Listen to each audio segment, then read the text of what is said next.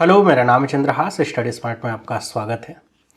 उम्मीद करता हूँ कि आप सभी लोग स्वस्थ होंगे और अपने एग्ज़ाम्स की तैयारी में लगे होंगे। और इस समय अगर एग्ज़ाम्स की तैयारी आप नहीं कर रहे हैं या फिर समय अपना कहीं और गंवा रहे हैं तो आप अपने ही पैर पे कुल्हाड़ी मार रहे हैं। दोस्तों, आप सबको पता होगा कि फॉर्म बहुत सारे बच्चे भरते हैं।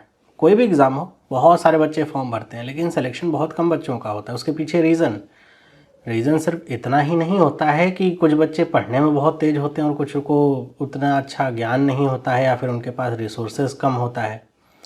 एक जो सबसे बड़ी बात है किसी के सक्सेसफुल या अनसक्सेसफुल होने में, वो होती है उसकी डेडिकेशन। अगर आप डेडिकेटेड नहीं हैं अपने गोल के प्रति, अगर आपने अपने जीवन को संवारना है, इस चीज़ को अपनी प्रायोरिटी लिस्ट में सबसे नीचे का स्थान दे रखा है और सबसे ऊपर आप जो वर्तमान समय की खुशियां हैं उनको एंजॉय करने में आप निकाल रहे हैं, तो ये मान करके चलिए कि भले ही आज आपको खुशी मिल रही हो सकता है आप खुश हों, हो सकता है कि वो खुशी केवल आज तक ही सीमित हो। कल को आप पछताएंगे, समय बीत जाएगा, वापस नहीं मिलेगा।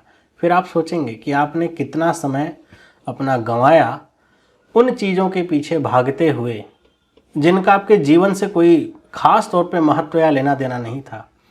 ना तो उससे आपको एक वक्त का खाना मिलना था, ना तो उससे आपके माता पिता की दवा होनी थी, उससे कुछ नहीं होना था, केवल और केवल एंटरटेनमेंट।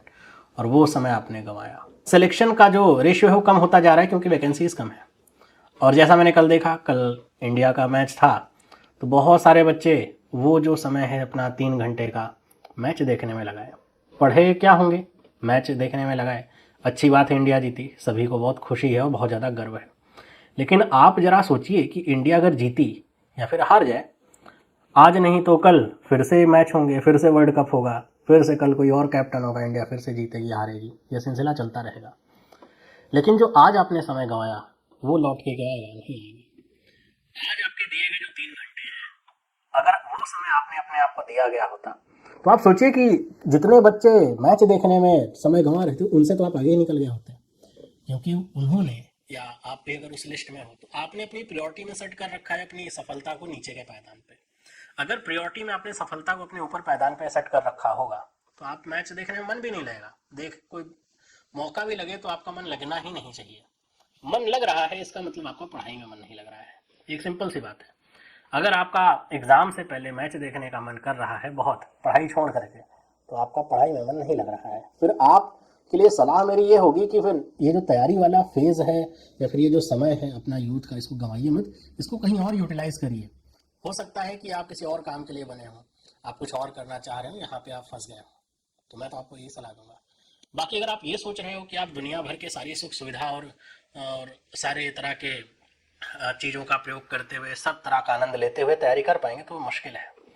तैयारी करने के लिए एक सबसे बड़ी चीज़ की ज़रूरत होती है, वो होती है सेक्रीफाइस। आपको सेक्रीफाइस करना पड़ेगा हर उस चीज़ से जो आपकी सफलता के रास्ते में आ रही हो, चाहे वो आपके दोस्त ही क्यों ना हो, चाहे वो आपका मैच ही क्यों ना हो, चाहे वो आपकी मूवीज़ ही क्यों ना हो, चाहे वो आपका वीडियो गेम ही क्यों ना हो, चाहे वो आपका सोशल मीडिया ही क्यों ना हो। जो भी आपको सफलता के रास्ते में आपके लिए बाधक बने उसे आपको हटाना पड़ेगा।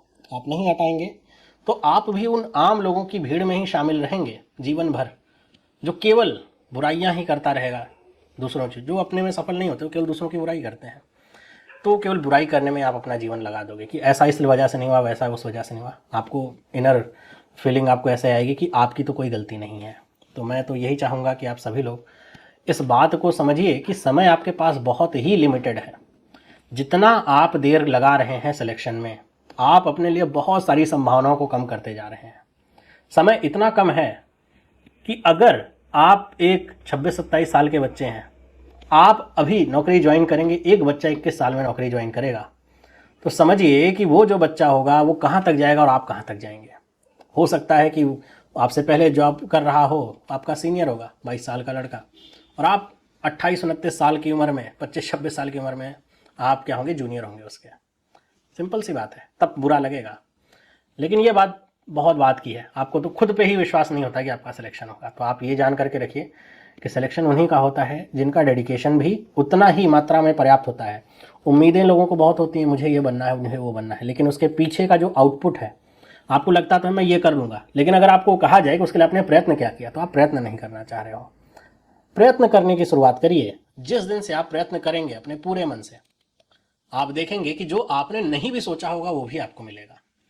और अगर आप सोचते तो बहुत कुछ है, ख्याली पुलाव बहुत बना लेते हैं, जब बारी आती है एग्जीक्यूट करने की, उसमें समय देने की, उसमें टाइम देने की, उसमें दिमाग लगाने की, तो आप पीछे हट जाते हो। तो आप ये कैसे उम्मीद कर सकते हो? आप इनपुट कुछ दे नहीं रहे हो, आप केवल आउटपुट की उम्मीद कैसे कर सकते हो? नहीं करना चाहिए, फिर तो करना ही नहीं चाहिए। फिर आप कुछ और सोचिए, है ना। जरूरी भी नहीं कि सरकारी नौकरी सबको करनी ही हो, बहुत सारी और भी चीज़ें होती हैं सरकारी नौकरी के अलावा। लेकिन आप ये जान करके रखिए, आप कोई भी काम करें, चाहे सरकारी करें, चाहे प्राइवेट करें, चाहे अपना बिजनेस करें, अगर आपका डेडिकेशन नहीं होगा तो आप कहीं नहीं टिक पाओगे, कहीं भी नहीं टिक पाओगे। एक सिंपल सी बात है।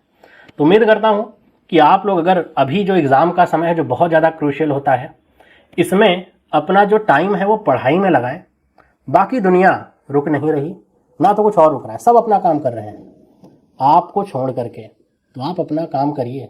जब तक इनपुट नहीं देंगे आउटपुट नहीं मिलेगा। इनपुट देना शुरू करिए सच्चे मन के साथ, डेडिकेशन के साथ। सफलता को अपनी प्रायोरिटी लिस्ट में सबसे ऊपर रखिए कि आपको सफल पहले होना है, बाद में कुछ और हो जाना है, किसी का दोस्त हो जाना है ना, किसी का फैन हो जाना है, बाद में सारी चीज़ें होनी, पहले तो खुद सफल होना है। अगर आपको ये बातें अच्छी लगी हों, समझ में आई हों, तो आप कम से कम अपने लिए प्रयास करना शुरू कर दीजिए, अगर अभी तक भी नहीं किया है। उम्मीद करता हूँ आपको बातें समझ में आई होंगी।